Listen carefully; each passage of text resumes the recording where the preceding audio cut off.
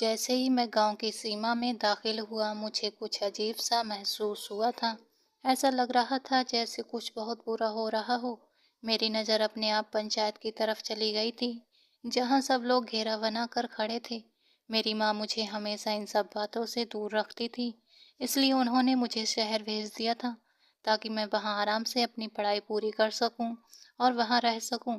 लेकिन माँ का प्यार मुझे हर बार गांव वापस खींच लाता था। पंचायत से उठते शोर ने मेरे कदम रोक दिए थे। मैं जिज्ञासा से वहां चला गया था, लेकिन वहां पहुंचते ही जो नज़ारा मैंने देखा, मेरे हाथ पांव सुन्न पड़ गए थे। ये क्या हो रहा था? मेरे माँ बाप, चाचा, ताऊ सब वहीं मौजूद थे। आखिर ये सब क्या मामला था? कुछ पल के लिए मैं बिल्कुल चुपचाप वहां खड़ा होकर पूरा मंजर देखता रहा था, लेकिन जब मुझे कुछ समझ नहीं आया, तो मैं अचानक अपनी माँ के कदमों में बैठ गया और उनके हाथ थामते हुए परेशान लहजे में बोला था, माँ ये सब क्या हो रहा है? आप सब लोग यहाँ क्या कर रहे हैं और ये पंचायत क्यों लगी है? मेरी माँ ने जैसे ही मुझे देखा, वो मुझे सीने से लगा गई थीं और जारो कतार रोने लगी थीं। मेरे लिए ये सब बहुत हैरान करने वाला था, क्योंकि 1 महीने पहले ही तो जब मैं गांव आया था तब सब कुछ ठीक था, लेकिन अचानक माँ का यूं फूट फूट कर रोना, पिता की आंखों में आंसू देखना और चाचा ताऊ को उदास बैठे देखना मेरे लिए बहुत अजीब था। मेरी माँ बहुत बुरी तरह से रो रही थी। मैंने उन्हें बड़ी मुश्किल से संभाला और उनका चेहरा अपने हाथों में थामते हुए बोला था, अम्मा बताओ तो सही क्या हुआ है? तुम रो क्यों रही हो? आप पंचायत में क्यों बैठी हो? तभी मेरी माँ रोते हुए बोली, राम विष्णु नहीं रहा, इन लोगों ने हमारे विष्णु को मार दिया है। मेरे हाथ पांव जैसे सन्न हो गए थे, मुझे कुछ भी समझ नहीं आ रहा था। क्या हो रहा है? मेरा पूरा शरीर कांपने लगा था। मैंने घबरा कर अम्मा को पीछे किया और बाबा की तरफ देखते हुए कहा था, बाबा, माँ ये क्या कह रही है? विष्णु भैया कहाँ हैं? बाबा ने मुझे गले से लगाते हुए कहा, बेटा हिम्मत रखो। हम सब के लिए भी यही यकीन करना मुश्किल है कि विष्णु अब हमारे बीच नहीं रहा, लेकिन यही सच्चाई है। मैंने चाचा की तरफ देखा तो वे भी बहुत टूटे हुए लग रहे थे। मैं बाबा से अलग होकर चाचू के पैरों में बैठ गया था। उन्होंने मुझे देखा तो फूट फूट कर रो पड़े थे।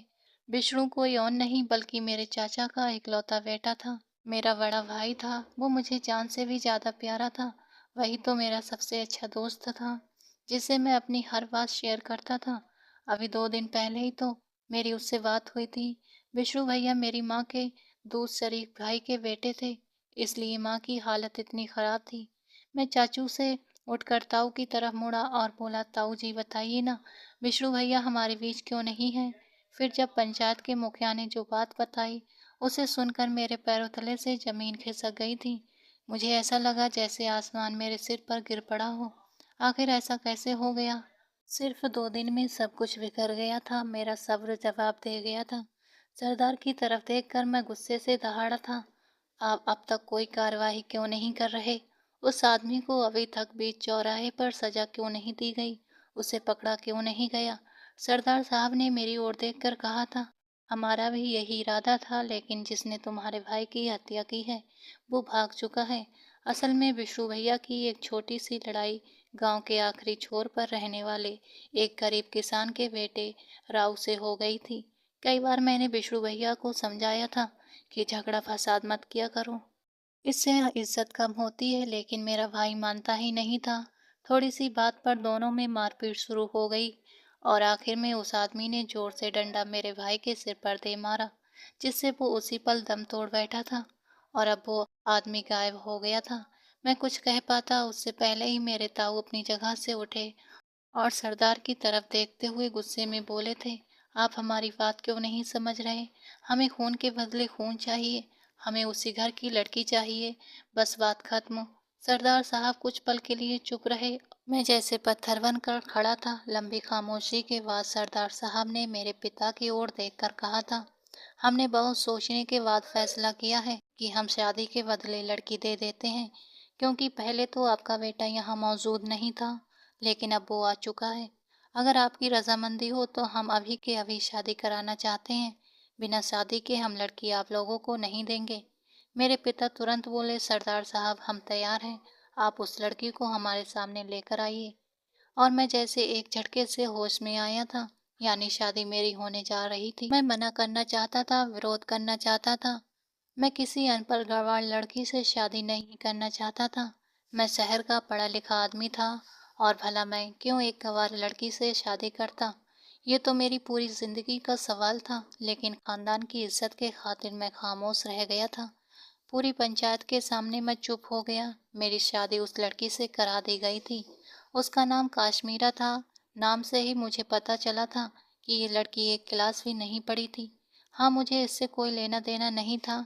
मैं उसे अपनी पत्नी के रूप में स्वीकार नहीं कर सकता था और न कभी उसे वो दर्जा दे सकता था। लेकिन जो कुछ भी था, मेरा नाम अब उस लड़की के नाम से जुड़ने वाला था। ये मेरी इज्जत का मामला था, पर मैं क्या कर सकता था? ये फैसला मेरे बड़ों ने किया था और मुझे उस फैसले पर चुपचाप सिर झुकाने के सिवा और भी कुछ करने की इजाज़त नहीं थी। शादी होते ही उस लड़की को मेरे साथ विदा कर दिया गया था। मेरा गुस्सा काबू से बाहर था। वो मेरे बराबर में बैठी उस लड़की से मुझे इतनी नफ़रत थी कि उसकी कोई हद नहीं थी। मेरा बस नहीं चलता था कि मैं उसी वक़्त उसे चलती गाड़ी से धक्का दे दूँ। थोड़ी देर में हम हवेली पहुँच गए थे। वहाँ पहुँचते ही उस लड़की के साइड पर दरवाज़ा खोला गया और उसे घसीटकर बाहर निकाला गया था। मैं कुछ कहता या समझता, उससे पहले ही विष्णु भैया की माँ ने उसे मारना पीटना शुरू कर दिया था। मैं होश खो बैठा था। इंसानियत के नाते मैं उस पर ऐसा अत्याचार सहन नहीं कर सकता था। वो मेरी पत्नी थी, मुझे ये सब रोकना चाहिए था। लेकिन मेरी माँ ने नफ़रत से उस लड़की की तरफ देखा और मेरा हाथ पकड़ लिया, जिसका साफ इरादा था कि आगे कुछ करने की ज़रूरत नहीं है। जो उसके साथ होता है होने दो। मेरी चाची ने उसे इतना मारा था कि उसकी नाक और मुंह से खून निकल आया था। मेरी हद थी। मैं तुरंत ही बचाव करने के लिए उनके बीच में आ गया था और उस लड़की को झटके से उनसे अलग कर अपने पीछे ले आया था। चाची की तरफ देखते हुए मैंने कहा, बस करो चाची, बहुत हो गया। मर जाएगी ये। थोड़ा थोड़ा करके सताओ, एक साथ मारोगे तो क्या मजा आएगा। मैं निर्दयी आवाज में बोलकर उसे खींचकर कमरे में ले आया था। हाँ, मुझे उस लड़की से सख्त नफरत थी, पर मैं इंसान था और एक इंसान का दर्द समझता था। मैंने चाची के सामने उसका पक्ष नहीं लिया था, बल्कि उन्हें भड़काया भी था, पर उसे बचा भी लिया था। कमरे में लाते ही मैंने उसे झटके से छोड़ दिया और फर्स्ट एड बॉक्स उसके हाथ में थमाकर बाथरूम में चला गया था। ठंडे शावर के नीचे खड़े होकर मैंने अपने अंदर उठती आग को काबू करने की कोशिश की थी। मेरे हालात बेहद खराब हो रही थी।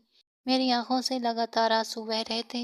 मैंने विष्णु भैया को खो दिया था और ये ख्याल ही मेरे लिए बहुत तकलीफ दे था। थोड़ी देर बाद जब मैं वॉशरूम से बाहर आया तो वो लड़की जमीन पर बैठी सिसक रही थी। एक पल के लिए मुझे उसके दुख का एहसास हुआ था। सच में उस बेचारी का इन सब घटनाओं में क्या कसूर था? मेरी सोच में आया कि आखिर मेरा भी क्या कसूर था कि मुझे ऐसी अनपढ़ और गंवार लड़की मिली है। पर इंसानियत के नाते मैं उसके पास बैठ गया था। फर्स्ट एड बॉक्स जैसा था वैसा ही वहीं रखा हुआ था। मैंने उसे उठाया, पट्टी और रुई निकाली। उसका सिर धीरे उठाकर अपनी ओर खींचा था, लेकिन वो डर कर मुझसे दूर हो गई थी। मैंने उसे बाहों में थाम लिया था और उसकी आंखों में झांककर धीरे से डांटा, तुम इतनी दूर क्यों भाग रही हो? यहीं बैठी रहो।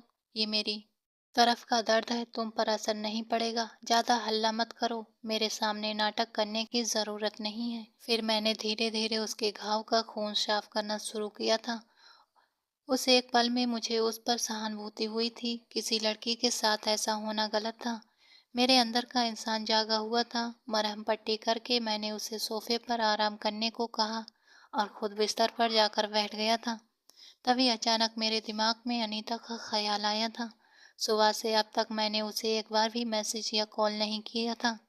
अनीता मेरी सबसे अच्छी दोस्त थी, दिल के बेहद करीब। मैंने तो उसे दिल में रखा ही था। मैं उससे शादी करना चाहता था और मुझे लगता था कि उसके भी कुछ वही एहसास हैं, मगर हम दोनों ने कभी खुलकर अपने दिल का हाल नहीं बताया था, बस छोटे छोटे संकेत दिए थे। मैंने अनीता को फ़ोन किया, उसका हाल पूछा और फिर उसे ये पूरी कहानी सुनाने लगा था। हाँ, मैंने उसे ये नहीं बताया था कि मेरी शादी करवा दी गई है। मैंने सिर्फ विष्णु भैया के मरने की खबर दी थी, जिसे सुनकर वो बहुत दुखी हुई और भावुक हो गई। मेरी नज़र अचानक सामने बैठी काश्मीरा पर चली गई थी और मैंने तुरंत ही उससे अपनी बातें अंग्रेजी में करनी शुरू कर दी थी, क्योंकि मैं उस लड़की के सामने अपनी कोई भी निजी बात करना नहीं चाहता था। धीरे धीरे मैं उससे अपने दिल की हर बात साझा करता रहा। मुझे पता था कि ये अनपढ़ लड़की शायद मेरी बातों को पूरी तरह समझ भी नहीं पाएगी। फिर भी आज कुछ ऐसा हो रहा था कि मैं उसके सामने अपना दिल खोल कर रख देना चाहता था। शायद मेरे पास मेरा विष्णु भैया नहीं था, या फिर जो हादसा मेरे साथ हुआ था उसने मुझे अंदर से काफी तोड़ दिया था। मुझे अपने किसी ऐसे साथी की जरूरत थी जिसके सामने मैं अपने दिल का हाल बयां कर सकूं। इसी वजह से मैंने अनीता से अपनी हर बात करना शुरू कर दी थी। मैं अंग्रेजी में ही उससे बात कर रहा था। अनीता, मुझे तुम्हारी बहुत याद आ रही है। तुम्हारे बिना रहना मेरे लिए बहुत मुश्किल हो रहा है। बस जल्दी से अपने ट्रिप से वापस आ जाओ।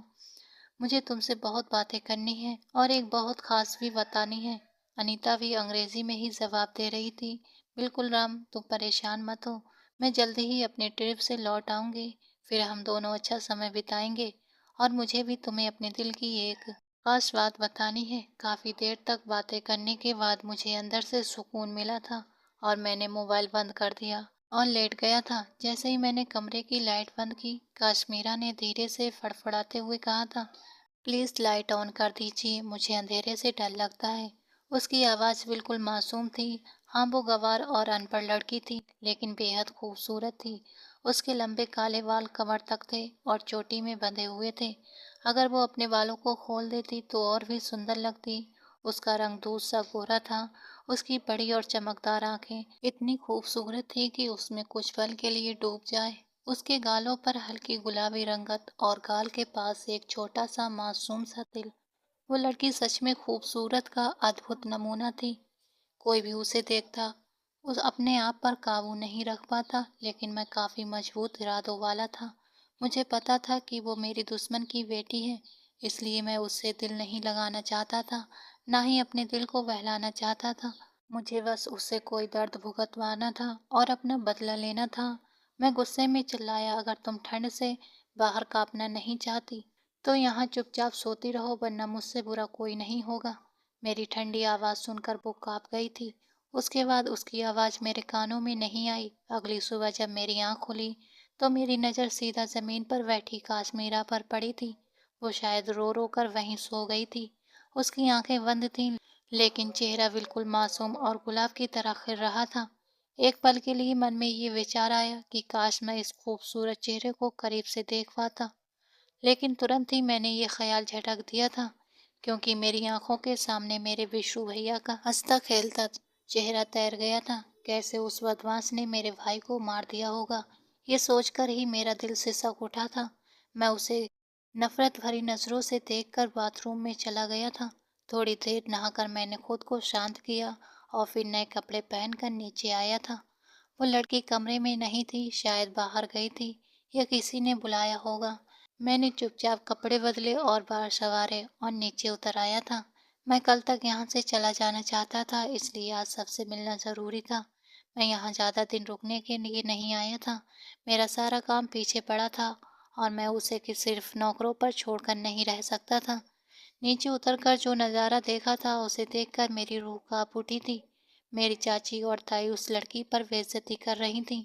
गर्म चाय उसके हाथ पर गिरा दी गई थी और वो रो रो कर बुरी हालत में थी। फिर भी मेरी ताई मानना नहीं छोड़ रही थीं, जैसे उनका बस न चलता हो कि वे उसे और सताएं। आखिरकार हमारा प्यारा भाई चला गया था और जिसने उसे मारा उस परिवार से ये लड़की जुड़ी थी, तो उसे वैसे ही छोड़ देना तो सवाल ही नहीं था। पर ये सब मैं देख नहीं सकता था। मैं पढ़ा लिखा इंसान था और ये सब देखकर मेरा दिल नहीं मान रहा था। मैंने गहरी सांस ली और ताई के पास जाकर झटके से काश्मीरा को उठाया था और अपने पीछे छिपा लिया था। ताई फिर से मानने को बढ़ी, पर मैंने उनका हाथ पकड़कर रोक दिया था और आंखों में देखकर वही बात दोहराई, ताई आप इसे इतना आसानी से क्यों खत्म करना चाहती हैं? ठहर जाओ, धीरे धीरे बदला लो। अगर एक ही बार में सब कुछ कर दोगे तो हमारा हिसाब कैसे पूरा होगा? वो रोते हुए बोली, उसके भाई ने हमारे विशु को मार डाला है। राम, यह आसान बात नहीं है। तुम जानते हो विष्णु हमारे लिए कितना अहम था। मैंने चुपचाप सुना। उनकी मौत ने हमारी दुनिया हिला दी थी, पर कोई आम आदमी नहीं था। वो घर को हंसाने वाला, हर बात का ख्याल रखने वाला इंसान था। और अचानक उनकी मौत ने सब कुछ बिखेर दिया था। मुश्किल से मैंने ताई को संभाला और उन्हें खाने की मेज़ पर बैठाया और काश्मीरा को कहा कि नाश्ता तैयार करो। वो तुरंत रसोई में भागी और थोड़ी देर में अच्छा सा नाश्ता मेज़ पर था। मैंने ताई, चाची और माँ के साथ खाना खाया और फिर पुरुषों के कमरे में चला गया था और काश्मीरा को कमरे में जाने का इशारा किया था। जो भी हो, वो एक इंसान थी और मैं किसी के साथ ऐसे बर्दाश्त नहीं कर सकता था। मैं पुरुषों के कमरे में दाखिल हुआ तो सब वहीं बैठे थे और उसी फैसले की चर्चा कर रहे थे। चाचू बिल्कुल चुप थे। सच में, जब एक पिता के कंधों पर अपने जवान बेटे का शव जाता है तो उस दिल का कोई दर्द नहीं समझ सकता। मैं चाचू के पास ही बैठ गया और उन्हें अपने पास लगाते हुए अपना सहारा दिया था, जबकि वे मुझे अपने सीने से लगाकर आंसू बहा रहे थे। सबने नम आंखों से ये नज़ारा देखा था। मेरी भी हालत बहुत खराब हो गई थी। चाचू का रोना मैं बिल्कुल भी सहन नहीं कर पा रहा था। वे मेरे पिता की जगह थे और कोई भी बेटा अपने पिता को ऐसे रोते हुए नहीं देख सकता। मैं थोड़ी देर वहीं बैठा और फिर जमीनों की ओर चला गया था। थोड़ी देर वहां रुकने के बाद मैं घर आया और हवेली में दाखिल होते ही मुझे माँ का संदेश मिला था कि वे मुझे अपने कमरे में बुला रही हैं। पहले तो मैं हैरान हुआ, फिर सोचकर उनके पास चला गया था कि शायद उन्हें अकेलापन महसूस हो रहा हो या वे उदास हों और मुझे ही अब सबका दुख बांटना था। और मैं माँ को ये भी बताना चाहता था कि मैं कल वापस चला जाऊंगा। जैसे ही मैं कमरे में दाखिल हुआ, मेरी नज़र माँ पर पड़ी थी। वो भगवान के सामने बैठी सिसक रही थी। मैं चुपचाप उनके पास बैठ गया था। पूजा करने के बाद वो मेरी ओर देख रही थी और मैंने उन्हें अपने सीने से लगा लिया था। सबका ही हाल बुरा था और मैं किसी का भी दुख देख नहीं पा रहा था। काफ़ी देर रोने के बाद वो मेरे साथ सोफे पर बैठ गई थी और मैं गंभीरता से उनकी ओर देख रहा था ताकि अपनी बात उनसे कह सकूं। हाँ, ये समय मेरे जाने के लिए ठीक नहीं था, लेकिन मैं मजबूर था। मैं यहाँ ठहर नहीं सकता था। मैं माँ की ओर देखते हुए गंभीर आवाज़ में बोला था, माँ, मुझे कल जाना होगा। आपको मालूम है मेरा सारा कारोबार शहर में है। अगर मैं गांव में ठहर गया तो बहुत ही ज़्यादा नुकसान हो जाएगा। पर आप फिक्र मत करिए, मैं हर महीने के आखिर में यहाँ ज़रूर आऊँगा, चाहे कितना भी काम क्यों न हो। माँ ने मेरे सीने पर सिर रखकर कहा था, हाँ मेरी जान, मुझे पता है, लेकिन अपने चाचा के भी ख्याल रखना। वो बहुत उदास हैं, तुम जानते हो ना, तुम्हारे चाचा मेरे लिए कितने महत्वपूर्ण हैं। मैंने सिर हल्का सा हिलाया क्योंकि जब माँ शादी करके यहाँ आई थी तब मेरे चाचू बहुत छोटे थे और मेरे माँ ने ही उनका पालन पोषण किया था। और आज जो वे दर्द सह रहे थे वो सबको दुखी कर रहा था। थोड़ी देर उनके साथ बातें करने के बाद मैं उठने लगा तो मेरी माँ ने मेरा हाथ थाम कर कहा था, राम, काश्मीरा को अपने साथ ले जाना, उसे यहाँ मत छोड़ना। मैं हैरानी से माँ की तरफ देख रहा था कि वो ये क्यों कह रही हैं। मैंने तुरंत गुस्से में कहा, मैं इस गंवार लड़की को कभी अपने साथ नहीं ले जाऊंगा। मैं आपको पहले ही बता रहा हूँ, मुझे उससे बहुत नफरत है। वहाँ मेरा एक नाम है और शोहरत है। अगर किसी को पता चल गया कि वो लड़की मेरी पत्नी है तो मेरी क्या इज्जत रहेगी। माँ ने फौरन कहा, नहीं बेटे, भगवान से डरो, यहाँ पर उसे कोई जीने नहीं देगा। उसके हाल पर रहम करो। जो भी हुआ है, लेकिन अब वो तुम्हारी बीवी है, तुम्हारा उसका नाम जुड़ चुका है। हाँ, तुम उसे बीवी का पूरा दर्जा मत दो, लेकिन जिस तरह एक पत्नी को मिलता है, पर उसे अपने साथ ले जाओ। तुम्हारी चाची और ताई इस बच्ची को जीने नहीं देंगी। वो भावुक हो गई थी, पर इस लड़की का कोई कसूर नहीं है। तुम उसे अपने साथ घर में नौकरानी के रूप में रख लो या अपनी कनिज के रूप में पहचान करवा दो, पर उसे यहाँ अकेला छोड़कर मत जाओ। मुझे गुस्सा आ रहा था, मैं किस मुसीबत में फंस गया था। विष्णु भैया का देहांत मेरे लिए बहुत दुख भरा था, पर जो अब मेरे साथ हो रहा था वो और भी ज्यादा दर्द दे रहा था। माँ ने साफ कह दिया था कि तुम काश्मीरा को यहाँ छोड़कर नहीं जाओगे। मेरा इरादा तो यही था कि काश्मीरा यहाँ रहे और मैं अपने शहर में चैन की जिंदगी गुजारूं। पर ये सब उतना आसान नहीं था जितना मैंने सोचा था। सिर पकड़कर मैं कमरे में वापस बैठ गया था। काश्मीरा सोफे के पास चुपचाप बैठी थी, किसी ख्यालों में डूबी हुई। उसे मेरे आने का हल्का भी एहसास नहीं हुआ था। मैंने उस गंवार लड़की को घूरा। उसे तो ठीक से कपड़े पहनना भी नहीं आता था, तो वो मेरे साथ कैसे रहेगी। ये सोचकर मेरा दिल परेशान हो रहा था, लेकिन अब मैं माँ की बात टाल भी नहीं सकता था। इसलिए कुछ बातें कहकर हवेली से बाहर निकल गया था। मैं रात को देर से घर वापस आया था। मैं सीधा कमरे में गया और सामने जो हाल देखा था, उसे देखकर हैरान रह गया था। वो अभी भी वहीं बैठी थी, उसी हाल में खोई हुई। मैं समझ ही नहीं पा रहा था कि ये क्या सोच रही है। मैंने उसकी तरफ देखा और उसके पास बैठ गया। काश्मीरा, तुमने खाना खा लिया? मैंने धीरे से पूछा था। वो मेरी ओर देखकर सिर नामे हिलाकर जवाब दे गई थी। मेरा दिमाग में एक झटका सा लगा था। काश्मीरा, तुमने नाश्ता भी नहीं किया होगा। ये आवाज़ मेरे अंदर से आई थी। वो फिर से सिर हिला गई थी। मतलब ये लड़की सुबह से भूखी थी। मुझे थोड़ी शर्मिंदगी महसूस हुई थी, लेकिन फिर मैंने अपना सिर झटक दिया था। आखिर वो मेरे भाई के कातिल के परिवार से थी। मुझे उससे सहानुभूति क्यों हो? फिर भी इंसानियत के नाते मैंने अपने कमरे में खाना मंगवा लिया था और उसके साथ बैठकर खाने लगा था। मैं थोड़ा हैरान हुआ था। काश्मीरा इतनी साफ सुथराई से खाना खा रही थी, जबकि वो तो गंवार थी। फिर भी इतना सलीका। मैंने चुपचाप उसके साथ खाना खाया और सुबह जाने की बात कहकर अपने बिस्तर पर सो गया था। मैंने साफ महसूस किया कि उसके चेहरे पर आराम था। शायद वो मेरे साथ जाने पर खुश थी। अगली सुबह सबने मुझे रोकने की कोशिश की। ताई और चाची गुस्से से कह रही थीं कि तुम इस गंवार लड़की को अपने साथ क्यों ले जा रहे हो। मैंने नफरत भरे लहजे में कहा था कि ये सिर्फ मेरी नौकरानी है, इसलिए लेकर जा रहा हूँ ताकि मेरी मदद कर सके। यहाँ रहकर तो ये सिर्फ बर्तन धोड़ेगी। मेरी चाची कुछ कहती, लेकिन माँ ने पहले ही संभाल लिया था। मैं उसे अपने शहर वाले घर ले आया था और उसके सामान को अपने बराबर वाले कमरे में रख दिया था ताकि मुझे परेशानी ना हो। लेकिन यही मेरी सबसे बड़ी गलती साबित हुई थी। मैंने उसे सारे काम समझा दिए और कहा कि अगर कोई दोस्त या कोई और आए तो उसके सामने मत आ जाना। लेकिन अनपढ़ लोग इतनी आसानी से बातें कहाँ समझ पाते हैं। अगली सुबह जब मैं ऑफिस जाने के लिए तैयार हो रहा था, वो लाउंज की सफाई कर रही थी। उसी समय मेरा बचपन का जिगरी दोस्त कृष्णा घर में आ गया था और मुझे आवाज़ देते हुए अंदर आया था। लाउंज में कश्मीरा को काम करता देखकर वो भी वहीं ठहर गया था। वो बहुत प्यारी लग रही थी, नॉर्मल से कपड़े पहने हुए, फिर भी उसका चेहरा चमक रहा था। मैं जैसे ही कमरे से बाहर आया, मेरी नज़र कृष्णा पर पड़ी थी। जिस तरह से वो काश्मीरा को देख रहा था, मेरी इज्जत नहीं सह सकी थी। मैं खड़ा होकर गुस्से से बोला था, काश्मीरा अंदर जाओ, यहाँ क्या कर रही हो? वो मेरी आवाज़ सुनकर झट से अंदर चली गई थी। मैं चुपचाप सिर झुका लिया था। उसके अंदर जाते ही कृष्णा भी होश में आया था और मेरी तरफ देखकर बोला था, भाई ये माल कहाँ से ले आया? उसका अंदाज थोड़ा फ्री था। मुझे गुस्सा आया था, लेकिन मैंने सह लिया था। आखिर वो मेरा दोस्त था। मैंने टालते हुए कहा था, माल नहीं, ये मेरी कनिज है, गांव से मेरी मदद करने आई है। वो हंसते हुए बोला, यार थोड़ी हमारी भी मदद करवा दे। गांव की लड़कियां भी इतनी खूबसूरत होती हैं। मुझे तो पता ही नहीं था। मैंने उसे तुरंत ही घर से बाहर निकाल दिया था, वरना मेरा इरादा काश्मीरा के हाथ का नाश्ता खाने का था।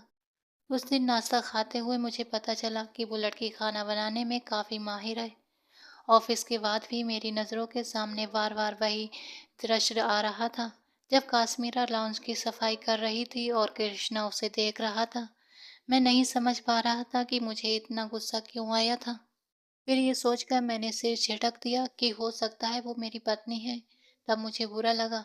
आखिर हम जमींदार थे और जमींदारों के लिए अपनी महिलाओं की इज्जत बहुत ज़्यादा मायने रखती थी। समय बीतता जा रहा था और अनीता भी काश्मीरा से मिल चुकी थी। उसने भी देखते ही यही कहा था कि तुम्हारी कजिन बहुत खूबसूरत है, संभल कर रहना, कहीं वो तुम्हारे ऊपर मर न मिटे। उसका अंदाज थोड़ा नापसंद करने वाला था। एक पल के लिए मुझे खुशी हुई, लेकिन फिर ये सोचकर डर भी लगा कि भविष्य में उसे उसकी असलियत का पता चलेगा तो क्या होगा। कहते हैं ना, जिस चीज़ से डर लगता है वो जल्दी ही या देर से सामने आ ही जाती है। एक दिन मैं काश्मीरा से घर के कामकाज पर बात कर रहा था। देखो काश्मीरा, तुम्हें सिर्फ नाम के लिए ही पत्नी नहीं बनाया है। ज़्यादा हक जताने की ज़रूरत नहीं है। कान खोलकर मेरी बात अपने दिमाग में बिठा लो। मेरे दोस्तों के सामने आने या उनसे बात करने की ज़रूरत नहीं है, वरना मुझसे बुरा कोई नहीं होगा। वो हमेशा की तरह चुप थी। मुझे ये भी पता नहीं था कि मैंने उसे बीवी कहकर संबोधित कर दिया था। जब मैंने पीछे की तरफ देखा तो अनीता वहीं खड़ी थी। मैं उसे रोकना चाहता था, समझाना चाहता था, लेकिन वो रोती हुई घर से चली गई थी।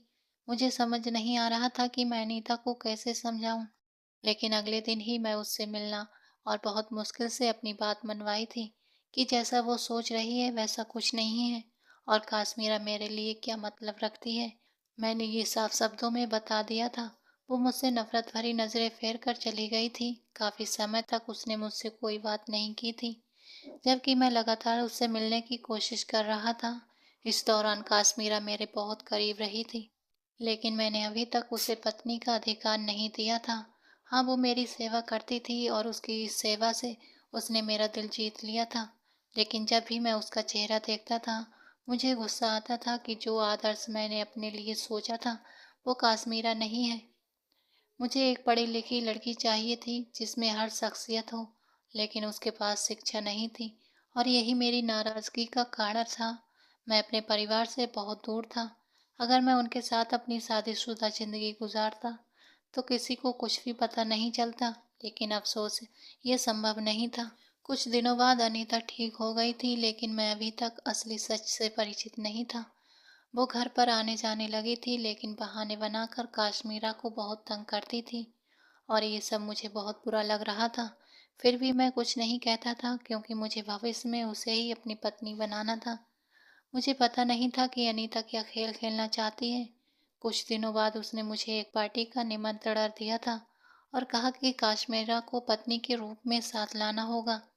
पहले मैं काफ़ी नाराज़ हुआ, लेकिन जब उसने मुझे मजबूर कर दिया तो मैं काश्मीरा को अपने साथ ले जाने के लिए राज़ी हो गया था। मैंने कपड़े अपनी पसंद के ही लाए थे काश्मीरा के लिए। मैंने एक काली साड़ी चुनी थी। आखिरकार वो मेरी पत्नी के रूप में मेरे सभी दोस्तों और रिश्तेदारों से मिलने वाली थी, इसलिए मैं कोई कमी नहीं चाहता था। लेकिन मुझे पता नहीं था कि वो इस साड़ी में इतनी खूबसूरत लगेगी कि मेरा दिल ही नहीं चाहेगा कि उसे दुनिया के सामने लाऊं। और मेरी सोच के उल्टा जब वो कमरे से बाहर आई तो मैं बस उसे देखता रह गया था। वो जैसे आसमान से उतरी हुई कोई परी लग रही थी। मैंने अपने दिल को बड़ी मुश्किल से मनाया कि काश्मीरा को पार्टी में लेकर जाऊं, क्योंकि वो जितनी सुंदर लग रही थी मैं उसे कहीं छुपा देना चाहता था। मैं उसके साथ पार्टी में पहुंच चुका था। मेरा ध्यान सिर्फ और सिर्फ काश्मीरा पर ही था। मुझे पता था कि जिस तरह की पार्टी थी, सब लोग सिर्फ काश्मीरा को ही देखेंगे, क्योंकि मेरे जिस समाज में मेरे आने जाने वाले लोग थे, वे सब सुंदरता पर ही निमरते थे। और वैसा ही हुआ था। मैंने एक पल के लिए भी काश्मीरा का हाथ नहीं छोड़ा था। शुरुआत के दिनों में ही मैं उसे लेकर असुरक्षित महसूस करता था और अभी भी मेरी हालत वैसी ही थी। यही बात अनीता को पसंद नहीं आई थी। वो मंच पर चढ़कर अंग्रेजी में मेरा परिचय कराने लगी और साथ में काश्मीरा का भी। अब मुझे चिंता होने लगी थी कि अगर अंग्रेजी में काश्मीरा ने कुछ नहीं कहा तो मेरी बेइज्जती पक्की थी। लेकिन मुझे क्या पता था कि आज मुझ पर क्या राज खुलने वाला है। अनीता ने एक अच्छी सी स्पीच तैयार की और माइक काश्मीरा की ओर बढ़ा दिया था और उसे देखते हुए बोली थी, काश्मीरा अपने पति की तारीफ में कुछ तो बोलो। मैं अनीता को लगातार आंखों ही आंखों में रोक रहा था, लेकिन वो मेरी तरफ देखना भी नहीं चाहती थी। मेरी सोच के मुताबिक उसने काश्मीरा को मंच पर बुला लिया था। कुछ पल के लिए वो बिल्कुल चुप रही। मेरी नज़र बस उस पर ही टिकी थी। मैंने सिर झुका लिया था, मतलब अब मेरी बेइज्जती तय थी। लेकिन जैसे ही उसकी आवाज़ मेरे कानों तक पहुंची, मेरा दिल अचानक धड़क उठा था। वो बिल्कुल साफ अंग्रेजी बोल रही थी। वो मुझसे प्यार का इजहार कर रही थी, मेरी खूबियों की तारीफ कर रही थी और साथ में ये भी कह रही थी कि वो अनजाने में ही सही लेकिन मेरी सुरक्षा करते हैं। मुझे कुछ नहीं चाहिए, सिर्फ राम चाहिए। वो मेरा सब कुछ है, वही मेरी आखिरी सांस का सहारा है। यही कहकर वो मंच से उतरकर मेरे सामने खड़ी हो गई थी। जोरदार तालियों के साथ उसे सराहा गया था। मैं हैरान था कि उसने इतनी आसानी से अंग्रेजी कैसे बोल ली। जब मैंने घर जाकर उससे पूछा तो उसने बताया कि उसने मास्टर किया है और आगे भी पढ़ाई करना चाहती थी, लेकिन उस घटना के बाद उसकी शादी मुझसे ही हो गई थी। तो मैं चकित रह गया था कि जिसे मैं गंवार और अनपढ़ समझता था, वो लड़की तो पढ़ी लिखी और संस्कारी थी। धीरे धीरे मेरे सारे पुराने ख्याल उसके साथ खत्म होते गए थे। हाँ, उसके भाई ने विष्णु भैया का कत्ल किया था, लेकिन वो लड़की बेगुनाह थी और मेरी उम्मीदों पर पूरी उतरती थी। मैंने अपने परिवार से अलग होकर उसके साथ अपनी जिंदगी बसा ली थी।